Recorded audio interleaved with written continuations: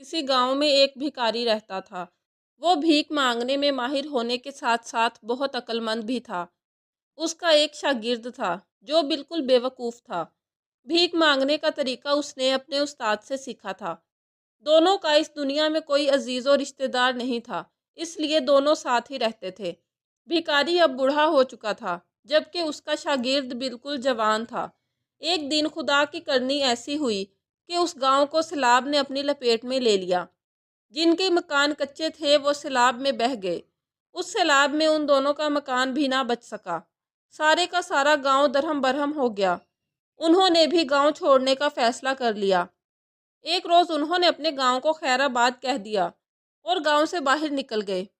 گاؤں سے رخصت ہو کر وہ ناک کی سیدھ میں چل پڑے۔ دونوں آپس میں ادھر ادھر کی باتیں بھی کرنے لگے۔ چلتے چلتے سورج غروب ہونے ہی والا تھا کہ انہوں نے ایک شہر کے آثار دیکھے۔ مبارک ہو استاد، آخر ہم ایک شہر تک پہنچ ہی گئے۔ خدا کا شکر ہے، بوڑھے کے منہ سے نکلا اور تیز تیز قدم اٹھانے لگے۔ سورج ڈوبنے سے پہلے پہلے شہر میں پہنچ جانا چاہتے تھے تاکہ کچھ کھانے پینے کو مل جائے۔ دونوں ٹھیک اس وقت شہر میں داخل ہوئے جب سورج غروب ہو رہا تھا۔ استاد، مجھ میں تو اب ایک قدم بھی اٹھانے کی ہمت نہیں ہے، خدا کے لیے کچھ کھانے کا بندوبست کرو، شاگرد نے بیٹھتے ہوئے کہا۔ اچھا تم یہیں ٹھہرو، میں کسی کے گھر سے کھانا لاتا ہوں، بوڑھے نے کہا اور چلا گیا۔ جلد ہی وہ کچھ روٹیاں اور دال لے آیا۔ دونوں نے صبر شکر سے انہیں کھایا، پانی پیا اور ایک درخت کے نیچے لیٹ کر سو گئے۔ صبح ہوئی تو انہوں نے بھیک مانگنے کا باقاعدہ پروگرام بنایا۔ دونوں نکل کھڑے ہوئے اور سارا دن بھیک مانگتے رہے۔ شام ہوئی تو اپنے ٹھکانے پر لوٹ آئے۔ ایک گھنا درخت تھا، رات بھی وہ اسی کے نیچے ہی سو گئے۔ پھر بوڑھے نے کہا، اب ہمارے پاس کچھ پیسے جمع ہو گئے ہیں، تم یوں کرو کہ بازار سے ضرورت کی چیزیں لے آؤ، ہم جنگل میں ایک جھونپڑی ڈال لیں گے اور وہیں کھانا پکایا کریں گے۔ اچھا استاد، میں ابھی لاتا ہوں، شاگرد نے خوش ہو کر کہا اور پیسے لے کر چلا گیا۔ شاگرد بازار پہنچا تو اس نے سوچا تھوڑی سی مٹھائی بھی خرید لوں، 3-4 دن سے کوئی میٹھی چیز نہیں کھائی۔ یہ سوچ کر وہ سیدھا ایک مٹھائی کی دکان پر گیا۔ بازار بہت رونق تھا اور اس میں خوب چہل پہل تھی۔ مٹھائی کی دکان پر طرح طرح کی مٹھائیاں سجی تھی۔ اس نے پوچھا، بھائی صاحب لڈو کیا بھاؤ ہے؟ ٹکے سیر۔ کیا کہا؟ ٹکے سیر؟ شاگرد نے حیران ہو کر کہا، ہاں ہاں ٹکے سیر۔ اور برفی کیا بھاؤ ہے؟ ہر چیز ٹکے سیر ہے۔ اچھا تو ملا جلا کر ایک سیر دے دو، اس نے خوش ہو کر کہا۔ مٹھائی والے نے ساری مٹھائیاں ایک سیر تول دی۔ شاگرد نے اسے ایک ٹکا دیا اور سبزی والے کی دکان پر آیا۔ بھائی صاحب گوبھی کیا بھاؤ ہے؟ اس نے پوچھا۔ ٹکے سیر، دکاندار نے کہا۔ اور آلو کیا بھاؤ ہے؟ شاگرد نے حیران ہو کر پوچھا۔ ہر چیز ٹکے سیر ہے۔ کیا؟ شاگرد حیران رہ گیا اور سب کچھ چھوڑ چھاڑ کر دوڑتا ہوا اپنے شاگرد کے پاس پہنچا۔ استاد نے اسے اس طرح بھاگتے ہوئے دیکھا تو پوچھا، کیا بات ہے، بھاگتے ہوئے کیوں آ رہے ہو؟ اور یہ کیا، تم صرف ایک لفافہ اٹھائے ہوئے ہو؟ تم نے تو کتنی چیزیں لانی تھی۔ استاد مزے آ گئے، شاگرد نے خوشی سے کہا۔ کیا ہوا؟ بوڑھے نے پوچھا۔ استاد اس شہر میں تو ہر چیز 2 پیسے سیر بکتی ہے، یہ دیکھو یہ ایک سیر مٹھائی 2 پیسوں کی لایا ہوں، یہاں ہر چیز ہی 2 پیسے سیر ہے، مٹھائی بھی، گھی بھی، دالیں بھی، سبزی بھی، غرض ہر چیز 2 پیسے سیر، یہاں تو مزے آ جائیں گے، خوب کھاؤ پیو استاد، اب ہم ساری عمر یہیں رہیں گے۔ استاد اس کی بات سن کر چپ رہ گیا، اس کے منہ سے کوئی لفظ نہ نکل سکا۔ کیا بات ہے استاد، تمہیں خوشی نہیں ہوئی؟ نہیں بیٹا، مجھے سن کر کوئی خوشی نہیں ہوئی۔ مگر کیوں استاد جی؟ ہم اچھی اچھی چیزیں ٹکے سیر لے کر کھایا کریں گے، نہ کچھ پکانے کی ضرورت نہ مصیبت کرنے کی، بازار سے خرید کر کھا لیا کریں گے۔ تم بے وقوف ہو، یہاں رہنا ٹھیک نہیں، استاد نے فکر مند ہو کر کہا۔ یہ تم کیا کہہ رہے ہو استاد، میں تو یہاں سے ہرگز نہیں جاؤں گا، اس سے زیادہ مزے اور کہاں آئیں گے؟ بھلا کوئی ایسی جگہ بھی ہو سکتی ہے جہاں ہر چیز ٹکے سیر بکتی ہو؟ اسی لیے تو کہہ رہا ہوں کہ یہاں رہنا ٹھیک نہیں ہے، یہ اندھیر نگری ہے، تم کچھ بھی کہو استاد، میں اس جگہ کو چھوڑ کر نہیں جاؤں گا۔ اگر میں یہاں نہ رہوں تو؟ استاد نے پوچھا۔ تو بھی میں یہیں رہوں گا، لیکن میں کہتا ہوں تم بھی نہ جاؤ، زندگی کے باقی دن عیش و آرام سے گزاریں گے، نہیں، میں یہاں نہیں رہ سکتا۔ استاد بھی ضد پر اڑ گیا۔ خیر دونوں نے مٹھائی کھائی اور سو گئے۔ صبح ہوئی تو استاد اٹھ کر کھڑا ہوا۔ کہاں چلے استاد؟ شاگرد نے پوچھا۔ میں نے کہا تھا نا کہ میں یہاں نہیں ٹھہر سکتا۔ تو کیا ابھی اور اسی وقت جا رہے ہو؟ ہاں، مجھے یہاں رہنے سے خوف آتا ہے۔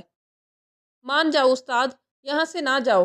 دنیا کے تختے پر اتنا عیش کہیں نہیں کر سکو گے جتنا یہاں ہے، اور اگر تم جائے بغیر رہ نہیں سکتے تو 2-4 دن تو عیش کرتے جاؤ۔ نہیں، میں صرف دن نکلنے تک ٹھہر گیا تھا، اب 1 منٹ بھی نہیں رکوں گا۔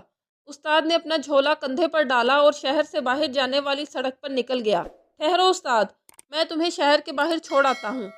یہ کہہ کر شاگرد بھی اس کے پیچھے چل پڑا۔ پھر دونوں ساتھ ساتھ قدم اٹھانے لگے۔ شاگرد کہنے لگا، میں حیران ہوں استاد، آخر تمہیں یہاں رہنے سے کس بات کا ڈر ہے؟ کیا خطرہ ہے؟ ہمارا کام تو بھیک مانگنا ہے، ہمیں کسی سے کیا ڈرنا؟ ہمیں کوئی کیا نقصان پہنچا سکتا ہے؟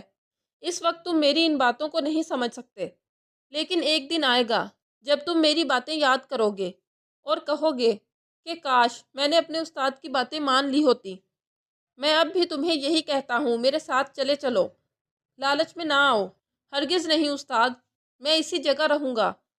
اچھا تو میری ایک بات سن لو، اگر کبھی تم کسی مصیبت میں گرفتار ہو جاؤ تو اپنے استاد کو ضرور دل ہی دل میں یاد کر لینا۔ ہو سکتا ہے کہ قدرت مجھے تمہاری مدد کے لیے بھیج دے۔ تم یوں ہی فکر کر رہے ہو استاد، مجھے یہاں کوئی فکر نہیں ہوگی، مجھ پر کوئی مصیبت نہیں ٹوٹے گی۔ میں تمہیں آخری بار کہتا ہوں، میرے ساتھ چلو، استاد نے مایوس ہو کر کہا۔ اور اب میں بھی آخری بار کہتا ہوں، میں یہیں رہوں گا، شاگرد نے اٹل لہجے میں کہا۔ اس نے اپنے رہنے کے لیے گھاس پھوس کی ایک جھونپڑی بنا لی اور اس میں مزے سے رہنے لگا۔ وہ ہر فکر سے آزاد تھا۔ صبح اٹھ کر بھیک مانگنے کے لیے نکل کھڑا ہوتا۔ جو 2-4 آنے ہاتھ لگتے وہ اس کے ضرورت سے کہیں زیادہ ہوتے، کیونکہ ہر چیز ٹکے سیر مل جاتی تھی۔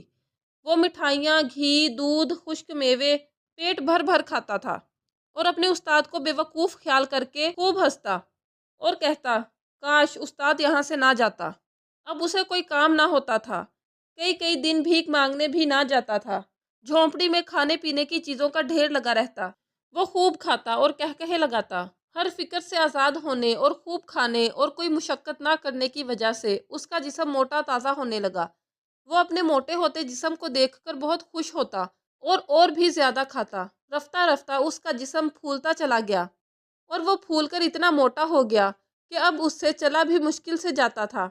جب پیسے ختم ہونے لگتے تو بازار میں جا کر کسی موڑ پر بیٹھ جاتا۔ شہر کے لوگ اس کے موٹاپے پر ہنس کر اسے کچھ نہ کچھ دے دیتے، جن سے وہ پھر زیادہ مقدار میں چیزیں لے کر جھونپڑی میں جمع کر لیتا اور کھانے لگتا۔ اب یہی اس کی زندگی تھی اور اس کا موٹاپا روز بروز بڑھتا چلا جا رہا تھا۔ اب اس ملک کے بادشاہ کا حال سنیے۔ ایک دن وہ اپنے تخت پر بیٹھا تھا، دربار لگا ہوا تھا، تمام درباری حاضر تھے کہ اس کے سامنے ایک شخص کو پکڑ کر لایا گیا۔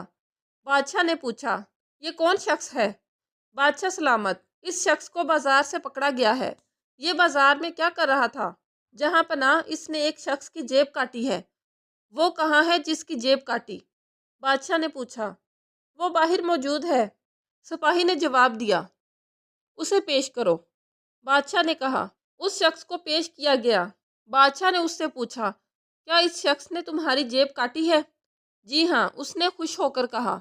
تم نے اسے جیب کاٹنے ہی کیوں دی؟ بادشاہ نے غرا کر پوچھا۔ جی؟ وہ شخص گھبرا گیا۔ تمہاری غفلت کی سزا تمہیں دی جائے گی۔ جیب کترے کو چھوڑ دو، کیونکہ یہ تو لوگوں کو ہوشیار رہنے کا فرض انجام دے رہا تھا، اور اسے پکڑ لو۔ اس نے اپنی جیب کٹنے ہی کیوں دی؟ کل صبح اسے چوراہے پر پھانسی پر لٹکا دیا جائے۔ بادشاہ کا حکم سنتے ہی جیب کترے کو چھوڑ دیا گیا اور جس کی جیب کٹی تھی اسے پکڑ لیا گیا۔ دوسرے دن چوراہے پر تل دھرنے کی جگہ نہ تھی۔ اس بے گناہ شخص کو زنجیروں میں جکڑ کر چوراہے پر لایا گیا۔ وہ غریب تھر تھر کانپ رہا تھا۔ لوگوں کی تعداد میں لمحہ با لمحہ اضافہ ہو رہا تھا۔ آخر خدا خدا کر کے بادشاہ سلامت کی سواری آئی۔ بادشاہ ایک اونچی جگہ پر کھڑا ہو گیا اور اس نے اشارہ کیا کہ پھانسی دے دی جائے۔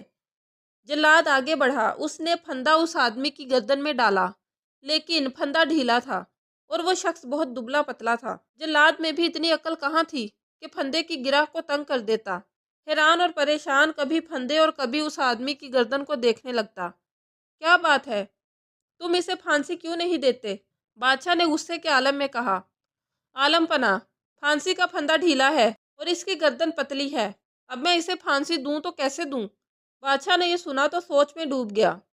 اس کے وزیر اور امیر پریشان ہو گئے، سب مل کر سوچنے لگے کہ پھانسی کیسے دی جائے، لیکن کسی کو سمجھ میں نہ آیا کہ پھندے کی گرہ کو تنگ کر کے پھانسی دی جا سکتی ہے۔ جب کسی کی سمجھ میں کچھ نہ آیا تو بادشاہ بولا، تم سب لوگ بالکل بے وقوف اور گدھے ہو، جو اتنی سی بات بھی نہیں سوچ سکتے۔ اگر اس شخص کی گردن میں پھانسی کا پھندا نہیں آتا تو اسے چھوڑ دو اور شہر میں جس کی گردن میں یہ پھندا فٹ آ جائے اسے پھانسی دے دو، لیکن پھانسی دینے سے پہلے ہمیں ضرور اطلاع دی جائے، کیونکہ ہم یہ تماشا اپنی آنکھوں سے دیکھنا چاہتے ہیں۔ بادشاہ کا حکم سن کر سب لوگ اس کی عقل مندی کی داد دیے بغیر نہ رہ سکے۔ اس نے کتنی شاندار ترکیب بتائی ہے اور سب لوگ کتنے بے وقوف ہیں کہ اتنی سی بات بھی نہ سوچ سکے۔ پھندا اتار کر سپاہیوں کو دے دیا گیا اور وہ ایسی گردن کی تلاش میں نکل کھڑے ہوئے جس میں یہ پھندا فٹ آ سکے۔ سب سے پہلے وہ ایک موٹے حلوائی کے پاس پہنچے۔ انہوں نے سوچا یہ آدمی کافی موٹا ہے، اس لیے امید ہے کہ اس کی گردن میں یہ پھندا فٹ آ جائے گا۔ انہوں نے اس سے کہا، نیچے اترو۔ حلوائی سرکاری آدمیوں کو دیکھ کر بہت گھبرایا، لیکن مرتا کیا نہ کرتا، نیچے اتر آیا۔ سپاہیوں نے پھندا اس کی گردن میں ڈال کر دیکھا، لیکن پھندا ابھی بھی ڈھیلا تھا۔ انہوں نے مایوس ہو کر پھندا اس کی گردن سے نکال لیا اور کہا، جاؤ، تم پھانسی کے لائق نہیں، تمہاری گردن اتنی موٹی نہیں جتنا کہ یہ پھندا ہے۔ اسی طرح وہ لوگوں کے گلے میں پھندا ڈال ڈال کر دیکھتے رہے، لیکن پھندا چونکہ بہت ڈھیلا تھا اس لیے کسی کی گردن میں فٹ ہی نہیں آیا۔ اچانک سپاہیوں کو ایک موٹا آدمی نظر آیا۔ وہ اسے دیکھ کر بہت خوش ہوئے اور اس کی طرف بڑھنے لگے۔ وہ شخص ایک مٹھائی کی دکان پر کھڑا تھا۔ شاگرد 3-4 دن سے باہر نہیں گیا تھا۔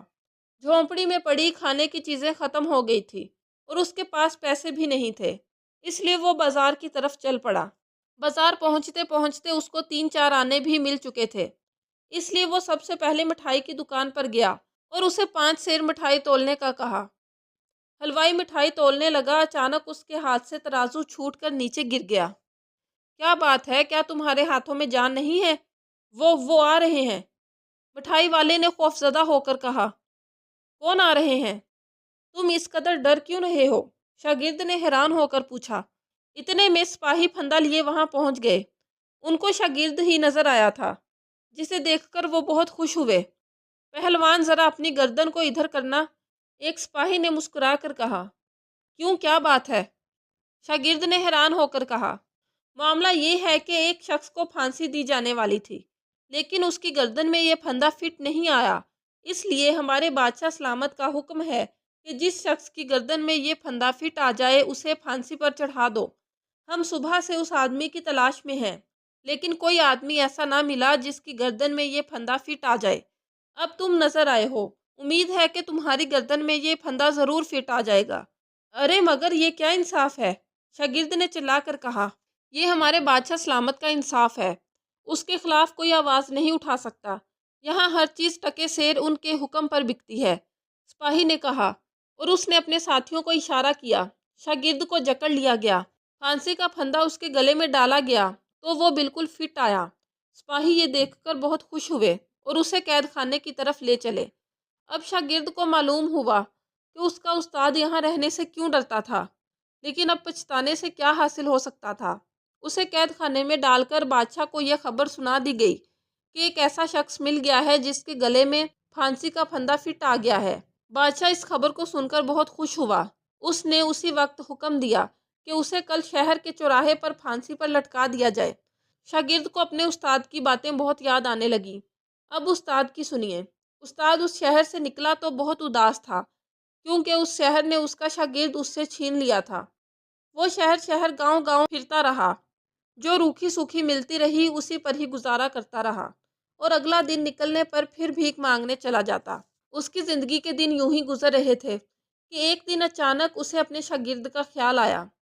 اس نے سوچا کہ چل کر دیکھنا چاہیے کہ وہ کس حال میں ہے، خیریت سے تو ہے۔ یہ سوچ کر اس نے اس شہر کا رخ کیا۔ سارا دن اور ساری رات چلتے رہنے کے بعد وہ شہر میں داخل ہوا اور اس جگہ پہنچا جہاں انہوں نے قیام کیا تھا۔ اس جگہ اس نے ایک جھونپڑی دیکھی، لیکن اس کے اندر اس کا شاگرد موجود نہیں تھا۔ وہ اسے ڈھونڈتا ہوا شہر کے چوک کی طرف چل پڑا۔ راستے میں اسے ہر ایک شخص چوک کی طرف بڑھتا ہوا نظر آیا۔ اس نے ایک آدمی سے پوچھا کہ یہ سارے لوگ چوک کی طرف کیوں جا رہے ہیں؟ تو اس نے بتایا کہ آج ایک آدمی کو چوراہے پر پھانسی دی جائے گی۔ یہ سب لوگ وہی تماشا دیکھنے جا رہے ہیں۔ وہ بھی چوراہے کی طرف بڑھنے لگا۔ ایک طرف سے اسے 7-8 سپاہی آتے ہوئے نظر آئے۔ ان کے ساتھ ایک موٹا تازہ آدمی زنجیروں میں جکڑا ہوا تھا۔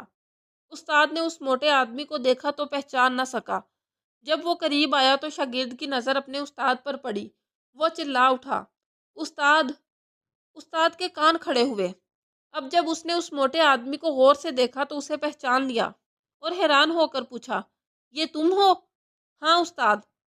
تم اس حال کو کیسے پہنچے؟ شاگرد نے سارا ماجرا کہہ سنایا۔ استاد یہ سن کر سوچ میں پڑ گیا۔ پھر شاگرد کے کان کے قریب منہ لے جا کر بولا، اب تمہیں بچانے کی صرف ایک ہی تدبیر ہے۔ وہ کیا استاد؟ شاگرد نے خوش ہو کر پوچھا۔ جب تمہیں پھانسی دی جانے لگے تو میں کہوں گا کہ پھانسی مجھے دو، تم کہنا نہیں یہ پھانسی مجھے ہی دو۔ میں کچھ سمجھا نہیں استاد۔